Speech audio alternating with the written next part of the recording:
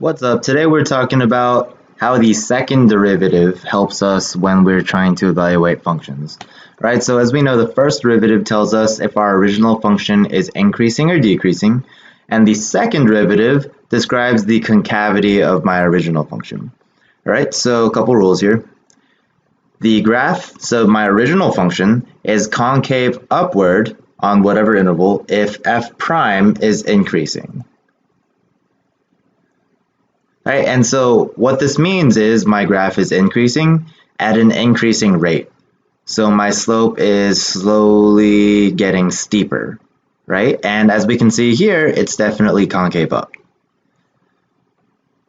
Okay, and then it says that the graph is concave down if f prime is decreasing. Okay, so here's kind of my definition of concavity and in terms of the first derivative. So if my first derivative is increasing, then it's concave up. If my first derivative is decreasing, so meaning that my first derivative is getting less steep, so kind of like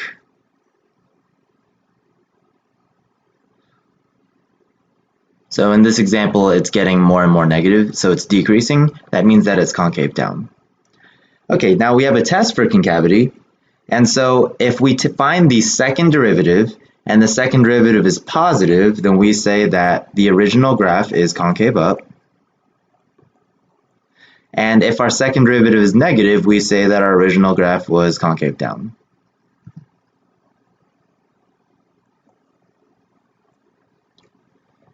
All right, so those are our definitions, and let's keep going. All right, one more. So now the definition of an inflection point.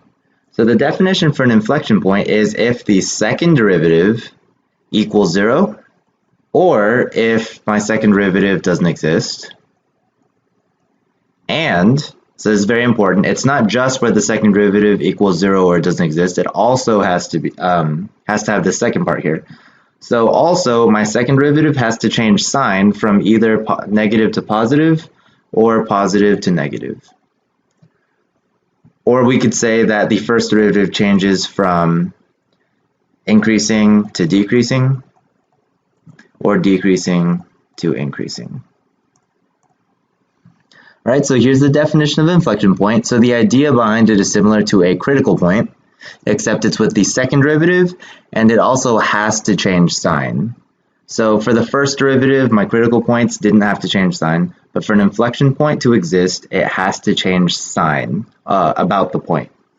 All right, so let's look at our first example. We're given a graph, and I want to state the signs of f prime and f double prime on my given interval. So we just make some observations. I see that f is decreasing, so literally it's going lower. So my original function f is decreasing. And so I can say that f prime is negative. All right, now I see that here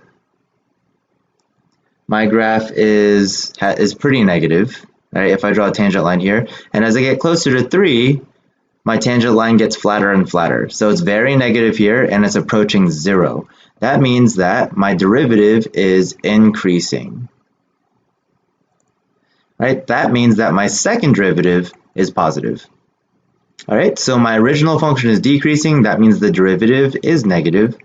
Then my derivative is increasing, so that means the second derivative is positive. All right, so it can get a little confusing with a lot of things to remember here, but so long as we keep the facts straight, it should be fine. All right, next example.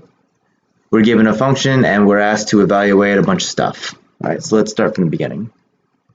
First, I want to know where I'm increasing and decreasing. So that is going to be with the first derivative. So let's take the derivative and we'll get 4x cubed minus 12x squared. All right, and we need to find our critical numbers. So let's factor out a 4x squared.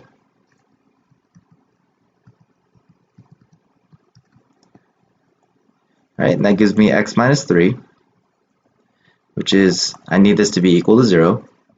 And so that means that x equals 0 and 3. Okay, so here are my critical points, and I'm not given any endpoints, so that's not really what I'm testing here.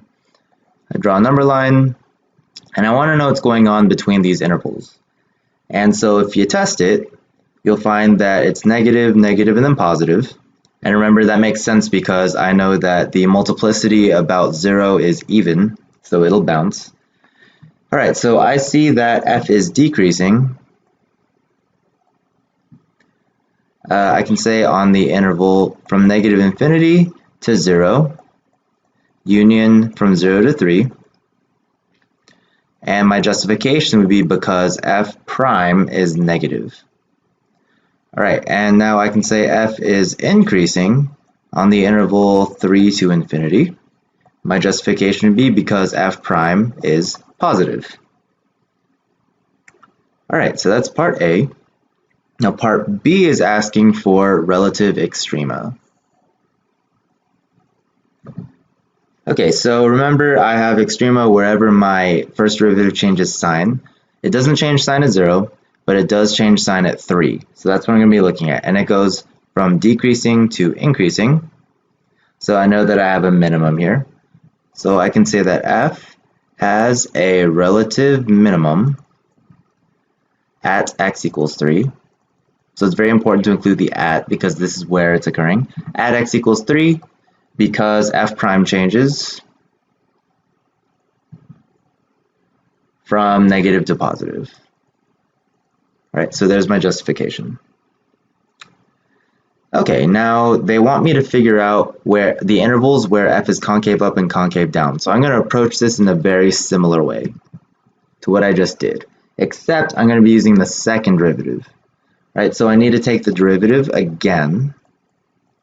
And so if I take the derivative again, I'll end up with 12x squared minus 24x. All right, now let's solve for our inflection point. So let's factor out a 12x and solve for 0. I get 0 and 2. All right, so these are potential inflection points. I don't know if they're inflection points yet, but they could be. All right, so now same thing as what we did before. I'm going to make a number line and test these numbers, and I want to know what's happening in between. So if you test these, and remember you just pick a point less than 0, plug it into your second derivative, I'll end up positive, negative, and then positive. All right, so this means that I'm concave up, this means I'm concave down, and then this means I'm concave up again. All right, so it did end up that 0 and 2 were both inflection points because the sign did change. All right, so let's state where we're concave up and down. So I can say that f is concave up on the intervals negative infinity to 0 and 2 to infinity. I can say f is concave down on, we'll say, between 0 and 2. Okay, then part D asks me to define the inflection points. And so I know that f has inflection points at 0 and 2.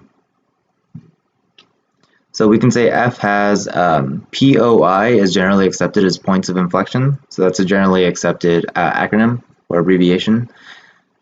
At x equals 0 and 2, and our justification will be because f double prime changed sign. And that's enough to just say this, because if f double prime changes sign, it's because because of IVT, we know that it will have had to pass through 0. So if it goes from positive to negative, it has to pass through 0. Negative to positive, it has to pass 0 because of IVT. So this is enough to justify. All right, then it wanted me to sketch a graph. So let's sketch a graph using the important points that we know. All right, so far, I know that 0, 2, 3, and 4 are important points.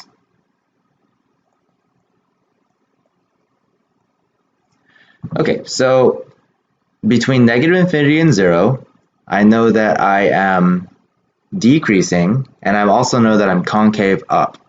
So I'm decreasing, but I'm concave up. Okay, then at 0, I become concave down, and but I'm still decreasing until 3. So at 2, I'm concave down, and then right after 2, I'm concave up. So I'm going to kind of go like that until 3. And then at 3, I start increasing. So I'm looking at the first derivative here. I know that I'm increasing, and I'm concave up. So I'm going to go through here. Okay. So this is kind of a rough sketch of what it could look like, but using the information that I know from my line charts, I know that it looks something like this. All right, let's keep going. All right, last couple examples here. They just want me to sketch some graphs just like what we just did with these given characteristics. So let's break this down.